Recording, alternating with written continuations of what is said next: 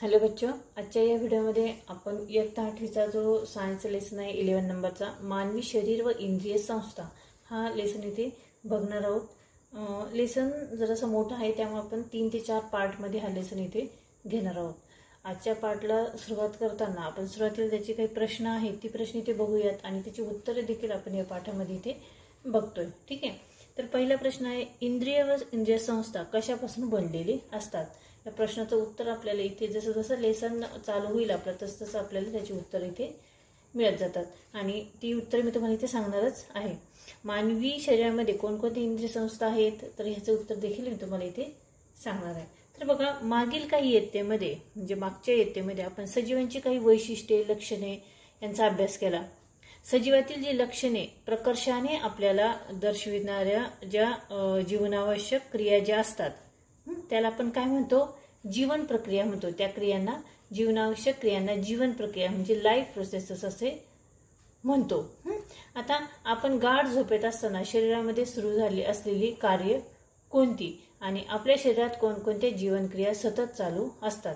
आपण गाढ झोपेत असताना शरीरामध्ये कोणती क्रिया चालू असते, श्वास घेण्याची क्रिया ही चालू असते आणि शरीरात कोणकोणते जीवन क्रिया सतत चालू असतात तर श्वास घेणे ही जी क्रिया आहे ही आपली निरंतर चालू असते। आपल्या शरीरात जीवन प्रक्रिया सुरळीतपणे पार पाडण्यासाठी अनेक इंद्रिय समूह ही काम करत असतात। या जीवन प्रक्रियांचे वेगवेगळे टप्पे असतात। विशिष्ट टप्प्यांवर विशिष्ट इंद्रिय पद्धतशीरपणे काम पार पडत असतात। ठराविक काम एकत्रितपणे करणाऱ्या इंद्रिय समूहाला इंद्रिय संस्था असे म्हणतात।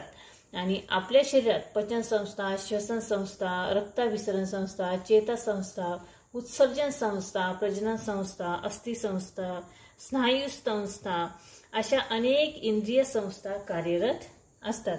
आपण इथे बघितलं की आपल्या मानवी शरीरामध्ये कोणकोणते इंद्रिय संस्था आहेत तर कोणकोणत्या आहेत बघा, चेता संस्था, उत्सर्जन, प्रजनन, अस्थि, स्नायू, श्वसन, पचन आणि रक्ताभिसरण अशा वेगवेगळ्या ह्या संस्था असतात।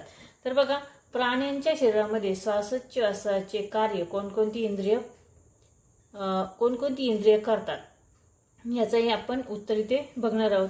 तर मानवी शरीरातील सर्व जीवन प्रक्रिया चालू राहण्यासाठी ऊर्जेची नितांत आवश्यकता असते।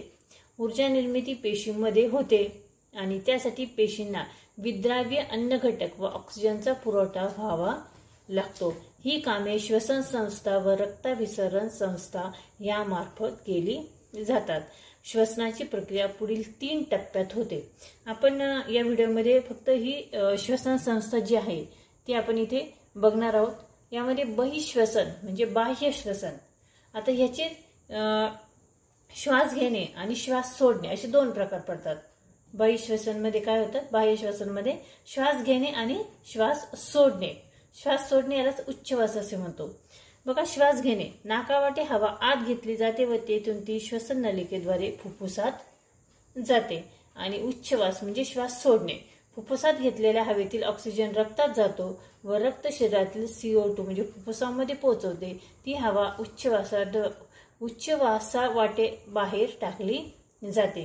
फुफ्फुसावाटे होणारे या 2 क्रियांना एकत्रितपणे बहिश्वसन असे म्हणतात।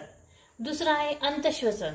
अंतश्वसन म्हणजे शरीरातील सर्व पेशी आणि रक्त या दरम्यान होणाऱ्या वायूंच्या देवाणघेवाणीला अंतश्वसन असे म्हणतात। रक्तातून पेशींमध्ये म्हणजे O2 जातो व पेशीतून रक्तामध्ये CO2 येतो। आणि तिसरा आहे पेशी श्वसन। पेशी श्वसन, ऑक्सिजनमुळे पेशीमधील ग्लुकोज सारख्या विद्राव्य घटकांचे मंद ज्वलन होऊन ATP च्या स्वरूपात ऊर्जा मोकळी होते। त्याचबरोबर CO2 व जलबाष्प हे निरुपयोगी पदार्थ तयार होतात। या क्रियेला पेशी श्वसन असे म्हणतात। खालील समीकरणाच्या सहाय्याने पेशी श्वसन प्रक्रिया सारांश रूपाने मांडतात। आता खाली इथे बघा, C6H12 आणि O6 + 6O2 = 6CO2 + 6H2O + ऊर्जा 38 ATP। त्यानंतर पुढे बघा, इथे श्वसन श्वसन संस्था हा पॉइंट आपण इथे बघणार आहोत, त्याची रचना व कार्य. आता यामध्ये पहिलं आहे नाक. इथे आपल्याला आकृती दिलेली आहे श्वसन संस्थेची. बघा, इथं श्वासपटल आहे, इथे वायुकोश आहे, इथे श्वसनिका आहे, इथे स्वरयंत्र, इथे घसा, इकडे बघा फुफ्फुस, नंतर श्वासनलिका आणि नाक पोकळी. ठीक आहे. तर बघा, नाक, त्याला आपण नोज म्हणतो. श्वसन क्रियेची व श्वसन संस्थेची सुरुवात नाकापासून होते. नाकातील केसांच्या व चिकट पदार्थांच्या साहाय्याने हवा गाळून आत घेतली जाते. दुसरा आहे घसा. घशापासून अन्ननलिका व श्वासनलिका सुरू होतात. श्वासनलिका अन्ननलिकेच्या पुढे असते. श्वासनलिकेच्या वरच्या बाजूस एक झाकण असते. अन्ननलिकेत अन्न जाताना या झाकणामुळे श्वासनलिका झाकली जाते. त्यामुळे श्वासनलिकेत बहुधा अन्नाचे कण शिरत नाहीत. इतर वेळी श्वासनलिका उघडी असते, यामुळे हवा घशातून श्वासनलिकेत जाते. आणि चुकून जेवताना जर अन्ननलिकेतील अन्नाचा कण जर हा चुकून श्वासनलिकेकडे जर गेला तर आपल्याला जेवताना ठसका लागतो. त्यानंतर आहे श्वासनलिका. श्वासनलिकेच्या सुरुवातीचा भाग स्वरयंत्रामुळे फुगलेला असतो. छातीमध्ये श्वासनलिकेला 2 फाटे फुटतात. एक फाटा उजव्या फुफ्फुसाकडे व दुसरा फाटा डाव्या फुफ्फुसाकडे. ठीक आहे. या पद्धतीने एक उजव्या फुफ्फुसाकडे आणि एक डाव्या फुफ्फुसाकडे. पुढे फुफ्फुसे. छातीच्या पोकळीत हृदयाच्या डाव्या व उजव्या बाजूस एक एक फुफ्फुस असते. छातीच्या पोकळीचा पृष्ठभाग त्यांच्यामुळे झाकला जातो. प्रत्येक फुफ्फुसावर दुपदरी आवरण असते, त्यास फुफ्फुसावरण असे म्हणतात. फुफ्फुसे हे स्पंजाप्रमाणे स्थितिस्थापक असतात. फुफ्फुसे लहान लहान कप्प्यांनी बनलेली असतात.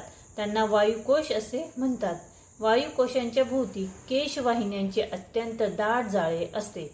वायुकोशावरील आवरण अत्यंत झिरमिरीत असते. तसेच केशवाहिन्यांचे आवरणही फार पातळ असते. या पातळ आवरणातून वायूंची देवघेव केली जाते आणि फुफ्फुसात असंख्य असे वायुकोश असल्यामुळे वायूंच्या देवाणघेवणीसाठी फार विस्तृत पृष्ठभाग उपलब्ध होतो. फुफ्फुसामध्ये होणारी वायूंची देवघेव ती कशी होती तर बघा, फुफ्फुसामधील वायुकोशांभोवती रक्त वाहत असताना वायूंची सतत देवघेव केली असते किंवा चालू असते. रक्तातील तांबड्या पेशी म्हणजे आरबीसी, रेड ब्लड सेल्स मध्ये हिमोग्लोबिन हे लोहयुक्त प्रथिन असते आणि वायुकोशात आलेल्या हवेतील ऑक्सिजन हिमोग्लोबिन शोषून घेतो. त्याचवेळी CO2 व जलबाष्प रक्तातून वायुकोशात जातात व तेथील हवेत मिसळतात. ऑक्सिजन रक्तात घेतला जातो. CO2 आणि जलबाष्प रक्तातून बाहेर काढले जाऊन उच्छवासाद्वारे बाहेर टाकले जातात. त्यानंतर पुढचा आहे श्वासपटल. आता श्वासपटल बघा, बरगड्यांनी बनलेल्या छातीच्या पिंजऱ्याच्या तळाशी एक स्नायूचा पडदा असतो. या पडद्याला श्वासपटल असे म्हणतात. श्वासपटल हे उदर पोकळी व छातीची पोकळी म्हणजे उरोपोकळी यांच्या दरम्यान असते. बरगड्या किंचित वर उचलल्या जाणे आणि श्वासपटल खाली जाणे या दोन्ही क्रिया एकदम घडल्याने फुफ्फुसावरील दाब कमी होतो. त्यामुळे बाहेरील हवा नाकावाटे फुफ्फुसामध्ये जाते आणि बरगड्या मूळ जागी परत आल्या आणि श्वासपटल पुन्हा वर उचलले गेले की फुफ्फुसावर दाब पडतो. त्यातील हवा नाकावाटे बाहेर ढकलली जाते. श्वासपटल सतत वर आणि खाली होण्याची हालचाल श्वासोच्छ्वास घडण्याची गरज असते. तर अशा पद्धतीने आपण इथे हा जो सायन्सचा लेसन आहे 11 नंबरचा, इथेच त्याची सुरुवात केलेली आहे. यामध्ये आपण श्वसन संस्थेपर्यंत इथे आपला पाठ झालेला आहे. पुढच्या व्हिडिओमध्ये आपण इथे रक्ताभिसरण संस्था म्हणजे ब्लड सर्क्युलर सिस्टीम ही ते बघणार आहोत. पुन्हा भेटूया पुढच्या व्हिडिओमध्ये. तोपर्यंत बाय बाय.